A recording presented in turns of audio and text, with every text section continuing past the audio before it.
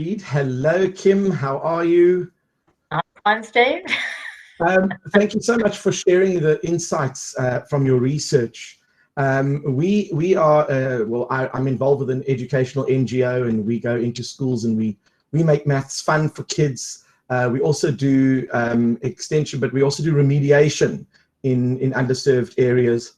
And obviously the most prominent things that stand out are that students who come from rural areas or underprivileged areas, they don't have access to the same resources. They certainly don't have access to the same teachers that schools in the inner cities would have, because, if you think about the logic of it, if a government was funding the salaries of teachers, and you were a teacher, a really good teacher looking for a job, you're not going to rush to one of the poorest areas where there might be violence, where there might be a difficulty to travel on your own. You would obviously want to apply at the better government schools within the city, and subsequently, you don't always have access to the best teachers in some of these schools in the townships, as we described them. But what has been fascinating is that COVID-19 hit, and all of a sudden, the kids who had the least exposure to teaching now had none for several months. So that has set back learning in ways that we'll probably only ever discover in the next couple of years through research. But what has come out is that some students were given access to great teachers over the internet, whether it be through a community organization or a business that provided internet access or laptops or tablets. What is your take on Schools 2.0, where we start to make use of the internet and technological tools, where you can take one teacher and put them into 10 schools at the same cost? So now if it's a case of we don't have any qualified teachers in an area, now you can have a team of 3 for an area that is, let's say, 40 or 50 times the size. And teachers can tap into that expertise and those skills at any time.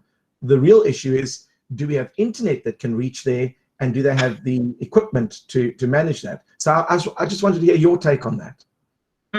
I think that's definitely part of the answer. I know in Australia, even just, with 6 hours from Sydney, the teachers were telling me the internet's not terribly reliable.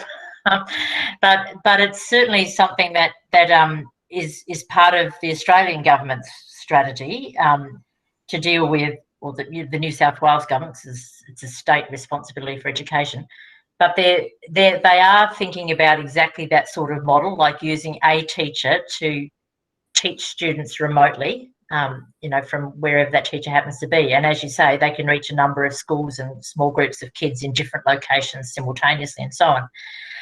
The only thing that I think is sometimes missing from those models is that could be relatively easily done, although it would cost a little more, is to also ensure that the less qualified teacher at the school with the actual children is present in those lessons as well, so that we're simultaneously using that teaching as a way to build the capacity of the local teacher as well.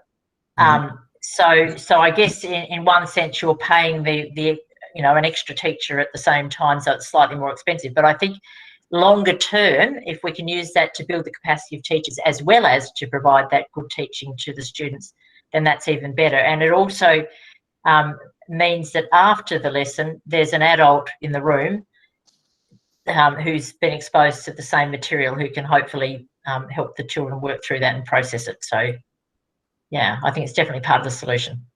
Awesome. Thank you. No. Thank you, Steve, for your question. Leslie